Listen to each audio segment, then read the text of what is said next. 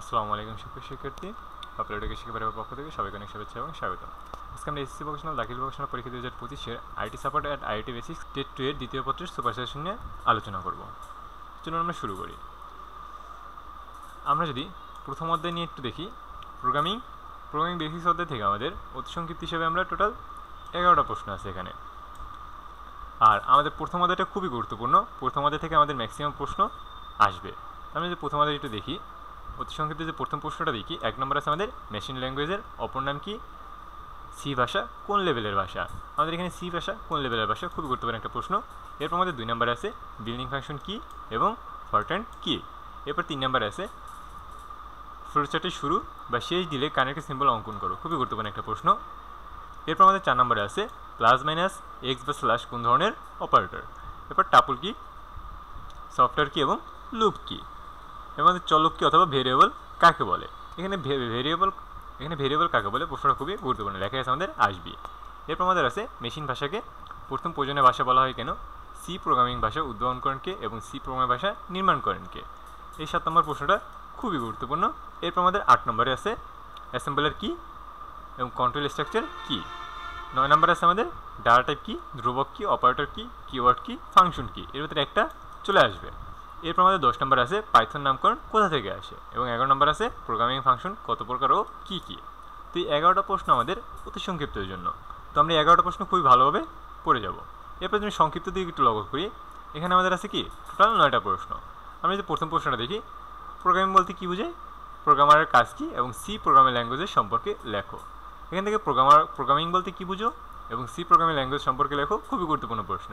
এরপর 2 নম্বর আছে আমাদের অ্যাসেম্বলার কি, প্রোগ্রামিং ডিবাগিং কি, ফ্লো চার্ট কি। এখান থেকে ফ্লো চার্ট কি এবং প্রোগ্রামিং ডিবাগিং কি, গুরুত্বপূর্ণ প্রশ্ন। এরপর পাইথনে অ্যাপেন্ড মেথড কীভাবে কাজ করে বা এর কাজটা কি, খুবই গুরুত্বপূর্ণ একটা প্রশ্ন। 4 নম্বর আছে আমাদের মেশিন ল্যাঙ্গুয়েজ বলতে কী বুঝো বা অনুবাদক প্রোগ্রাম বলতে কী বুঝো, মেশিন ভাষার সুবিধা কী, একটা প্রশ্ন কনফার্ম চলে আসবে।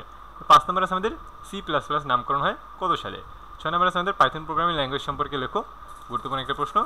7 নম্বরে আছে আমাদের ফ্লো চার্টের শুরু বা শেষ, প্রসেস বা প্রক্রিয়াকরণ, সিদ্ধান্ত, ইনপুট বা আউটপুট, কানেকশন বা সংযোগের চিহ্নগুলো দেখাও এবং ফ্লো চার্টকে কয় ভাগে বিভক্ত করা হয়। তো এই 7 নম্বর প্রশ্নটা আমাদের জন্য খুবই গুরুত্বপূর্ণ। এরপর 8 নম্বর আছে আমাদের ফর লুপ ও হোয়াইল লুপের মধ্যে পার্থক্য লেখো এবং 9 নম্বর হচ্ছে উচ্চস্তরের ভাষা বলতে কী বোঝে, এটা খুবই গুরুত্বপূর্ণ, লেখায় এসে আসবে। এবং রচনামূলক থেকে আমাদের টোটাল 5টা প্রশ্ন দেওয়া হয়েছে। আমি আগেই বলছি এই অধ্যায় থেকে প্রশ্ন বেশি থাকার কারণ কি, এই প্রথম অধ্যায়টা আমাদের জন্য খুবই গুরুত্বপূর্ণ। এই জন্য যে কটা প্রশ্ন দেওয়া হয়েছে সবগুলো আপনারা ভালোভাবে কভার করে যাবেন। রচনামূলক যেটা আমরা দেখি, 1 নম্বর আছে আমাদের ডাটা টাইপের কার্য প্রকারভেদের উদাহরণ সহ বর্ণনা করো। 2 নম্বর আছে আমাদের ফর লুপ ও হোয়াইল লুপের স্ট্রাকচার ও কার্যপ্রণালী পার্থক্য লেখো। 3 নম্বর আছে আমাদের দুটি সংখ্যার যোগফল নির্ণয়ের জন্য অ্যালগরিদম অফ ফ্লোচার্ট অঙ্কন করো বা 1 + 2 + 3 ... n সিরিজের যোগফল নির্ণয়ের জন্য অ্যালগরিদম অফ ফ্লোচার্ট অঙ্কন তৈরি করো। 3 নম্বর প্রশ্নটা খুবই গুরুত্বপূর্ণ, এখান থেকে দেখবেন প্রশ্ন চলে আসছে। এরপর দেখবেন 4 নম্বরটা আমাদের প্রোগ্রামিং ভাষা কি, প্রোগ্রামিং ভাষায় কয় ভাগে ভাগ করা হয়, প্রতিটি ভাগ সম্পর্কে আলোচনা করো এবং প্রোগ্রাম তৈরির ধাপসমূহ আলোচনা করো। 5 নম্বর আছে আমাদের সি প্রোগ্রামিং ভাষার বৈশিষ্ট্য বর্ণনা করো, সি প্রোগ্রামে দুটি সংখ্যার যোগফল বের করো, প্রোগ্রামটি লেখো। ফ্লোচার্ট তৈরি করো বা প্রোগ্রাম লেখো। এই প্রশ্নগুলো আমাদের আসবে, এগুলো আমাদের জন্য খুবই গুরুত্বপূর্ণ, এগুলো ভালোভাবে পড়বেন। এরপর আমরা যদি দেখি দ্বিতীয় অধ্যায় আমাদের মাইক্রোকন্ট্রোলার এবং মাইক্রোকন্ট্রোলার বেসিক্স। অতি সংক্ষিপ্ত আমাদের টোটাল 4টা প্রশ্ন দেওয়া আছে।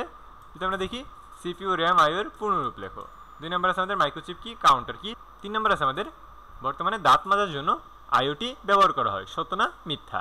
4 নম্বর আছে আমাদের 8051 8-বিট মাইক্রোকন্ট্রোলার কয়টি পিন রয়েছে। এইগুলো আমাদের অতি সংক্ষিপ্ততে আমাদের টোটাল 3টা প্রশ্ন। মাইক্রোকন্ট্রোলার কি, 8-বিট মাইক্রোকন্ট্রোলার উদাহরণ দাও, 8051 8-বিট মাইক্রোকন্ট্রোলারের বর্ণনা দাও।